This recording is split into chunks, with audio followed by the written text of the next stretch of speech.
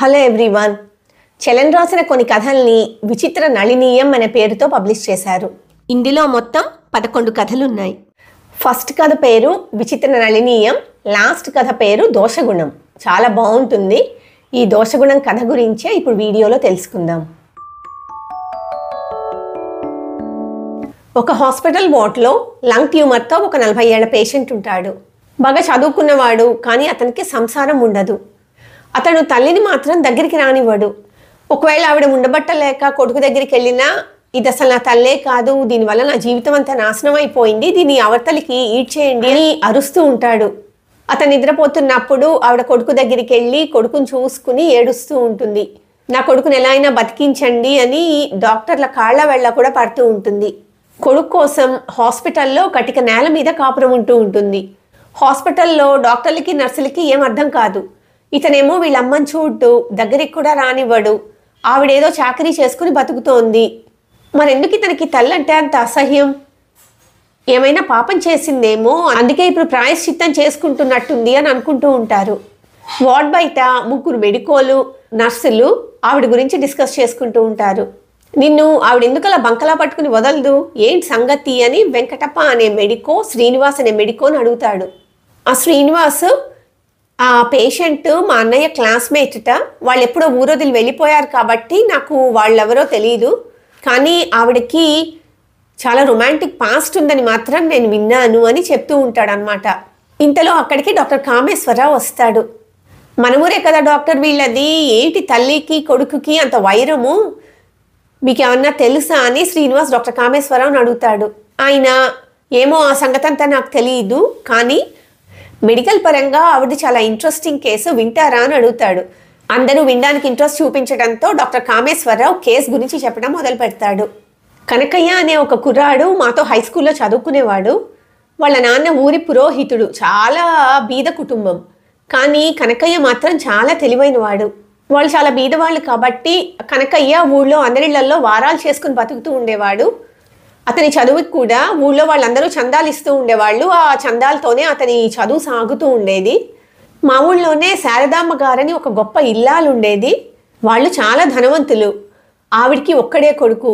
కనకయ్య వారానికి 3 రోజులు శారదామ్మ గారి ఇంట్లోనే భోజనం చేస్తూ ఉండేవాడు. చదువుకి ధన సహాయం కూడా శారదామ్మ గారే అందరికంటే ఎక్కువ చేస్తూ ఉండేవాళ్ళు. ఒకరోజు కనకయ్యకి హఠాత్తుగా చాలా హై టెంపరేచర్ వచ్చింది. మా ఊరి హాస్పిటల్లో ఉన్న అలోపతి డాక్టర్ని పిలిపించి కనకయ్యని చూపిస్తే ఆయన సెప్టిసీమియా అని చెప్పి మందిచ్చారు. ఊళ్ళో వాళ్ళందరికీ కనకయ్యన్న అతని తండ్రి అన్న ఎంతో ఇష్టం కాబట్టి ఊళ్ళో వాళ్ళందరం కనకయ్య ఆరోగ్యం గురించి ఆరా తీస్తూ ఉండేవాళ్ళం. శారదామ్మ గారు కూడా 2 సార్లు వచ్చి కనకయ్య పక్కనే కూర్చుని చాలా బాధపడింది. అలోపతి మందు వేస్తే తగ్గుతుందనుకున్న జ్వరం తగ్గకపోగా తర్వాత రోజుకల్లా ఇంకా విపరీతంగా పెరిగిపోయింది.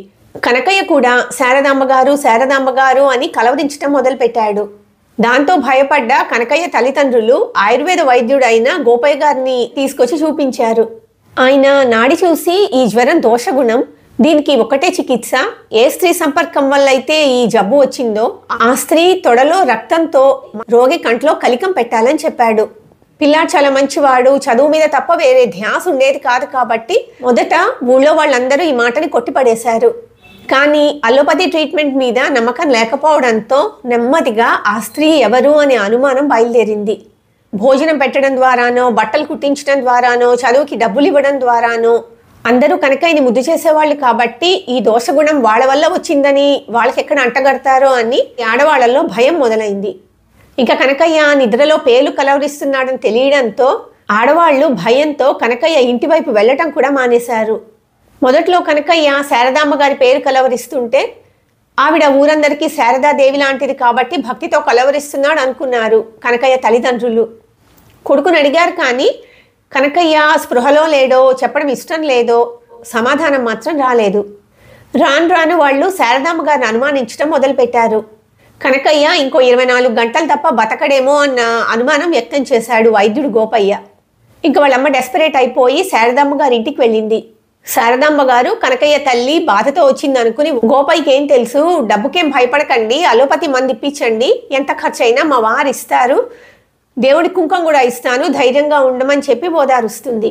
మా వాడు జ్వరంలో మిమ్మల్నే కలవరిస్తున్నాడు అని అంటే శారదామ్మ గారు ఏమీ తెలియని నంగనాచిలా అవును వాడికి నేనంటే ఎంతో భక్తి అంది.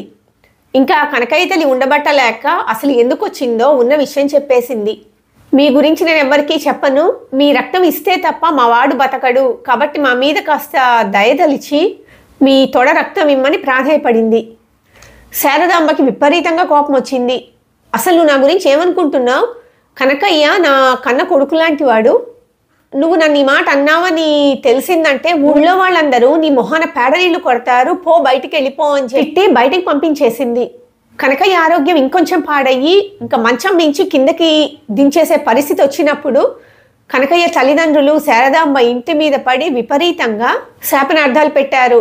శారదాంబ భర్త తలుపు తీసి విషయం కనుక్కున్నాడు. వాళ్ళని తిట్టి బయటికి గెంటేయకుండా నన్ను అడుగుతారా అని ఆవిడ. ఏమో ఆడవాళ్ళని ఎవరు నమ్మారు? నిజమైన అబద్ధమైన ఆ కుర్రాడు చస్తే జీవితం అంతా నిన్నే వాళ్ళు శాపనార్థాలు పెడుతూ ఉంటారు. నీకు అపవాదం అనేది ఎటూ తప్పదు. నీ రక్తం ఇస్తే మాత్రం ఏం పోయింది? వాడు ఎలాగో చస్తాడు, నువ్వే నిర్దోషమని రుజువవుతుందని ఆయన. ఇద్దరు కొంచెం సేపు ఘర్షణ పడ్డారు. శారదామ్మ ఎంత ప్రతిఘటించినా వినిపించుకోకుండా ఆవిడ తొడ నుంచి రక్తం తీసి గోపైకిచ్చాడు. వైద్యుడు ఈ రక్తంతో కనకయ్య కంట్లో కలికం పెట్టాడు. ఆశ్చర్యంగా కనకయ్యకి వారం రోజుల్లో జబ్బు తగ్గిపోయి మామూలుగా తిరగడం మొదలుపెట్టాడు. ఇంకా కనకయ్యని స్కూల్లో అందరూ పురుగుని చూసినట్టు చూడటం మొదలుపెట్టారు. ఊరంతా అతన్ని వాళ్ళ ఇంటి దరిదాపుల్లోకి రానియడం కూడా మానేశారు. తల్లిదండ్రులు కూడా అతన్ని హీనంగా చూడటం మొదలుపెట్టారు. దాంతో ఎవరికీ చెప్పకుండా ఒకరోజు ఇల్లు వదిలి వెళ్ళిపోయాడు. కొన్ని రోజులకే కనకయ్య తల్లిదండ్రులు కూడా చచ్చిపోయారు. కర్ణుడిలా శిబి చక్రవర్తిలాగా భార్యని గొప్పగా చూపిద్దామనుకుంటే విషయం ఇలా అడ్డం తిరగడంతో ఆవిడ ఇంకెలా చూశారో అర్థం చేసుకోవచ్చు. ఒకరోజు ఆవిడ కూడా ఎక్కడికో వెళ్ళిపోయింది. శారదామ్మ కొడుకు సుబ్రహ్మణ్యాన్ని కూడా నానా మాటలు అనేవాళ్ళు. ఇంకా గతి లేక శారదాంబ భర్త ఇల్లు అయినకాడికి అమ్మేసుకుని కొడుకుని తీసుకుని ఎటో వెళ్ళిపోయాడు అని డాక్టర్ కామేశ్వరరావు చెప్పటం ఆపుతాడు. అయితే వార్డులో ఉన్నది శారదాంబ ఫ్యామిలీయేనా? మళ్ళీ కనకయ్య మీకు ఎప్పుడు కనిపించలేదా అని నర్సులు డాక్టర్ కామేశ్వరరావుని అడుగుతారు. అప్పుడు డాక్టర్ కామేశ్వరరావు, నేనే ఆ కనకయ్యని. మా అమ్మ నాకు జరిగిన వైద్యం గురించి చెప్తూ ఉండేది, కానీ చిన్నతనం వల్ల నాకేం అర్థమయ్యేది కాదు. శారదాంబ గారు అందరి మీద చూపించే దయ, అతిథుల మీద చూపించే మర్యాద ఇవన్నీ చూసి ఆవిడ ఒక దేవతలా అనుకున్నాను. నాకు రక్తం ఇచ్చి నన్ను బతికించి ఆవిడ ఎంతో త్యాగం చేసిందని నాకు అర్థమయ్యి ఆవిడ కాళ్ళ మీద పడదామని ఆవిడ ఇంటికి వెళ్ళా. నన్ను దయ్యాన్ని చూసినట్లు చూసి భయపడిపోయి తలుపేసేసుకుంది. ఊళ్ళో వాళ్ళందరూ కూడా నన్ను వాళ్ళ ఇళ్ళకి రానివ్వడం మానేశారు. చదువుకి చందాలు ఇవ్వడం మానేశారు. దాంతో నేను ఇల్లు వదిలిపెట్టి కాశీకి వెళ్ళిపోయి పేరు మార్చుకుని భిక్ష చేసుకుంటూ చదువుకున్నాను. అప్పట్లో నాకు ఈ జరిగిన విషయం గురించి ఏమీ తెలియదు. చాలా కాలం తర్వాత తిరిగి ఊరెళ్ళినప్పుడు అక్కడ వాళ్ళ ద్వారా విషయం తెలుసుకున్నా. నా చేతికి దెబ్బ తగిలి అది సెప్టిక్ అయింది. వారం రోజుల్లో ఇన్ఫెక్షన్ దాని అంతటా అదే తగ్గిపోయింది. అంతే తప్ప శారదాంబ గారు నన్నేమీ చేయలేదు అని చెప్తాడు. అప్పుడు నర్సులు, మరి శారదాంబ గారిని పలకరించలేకపోయారా అని అడుగుతారు. ఆవిడ నన్ను గుర్తుపట్టలేదు, దగ్గరికి వెళ్ళి పలకరించా.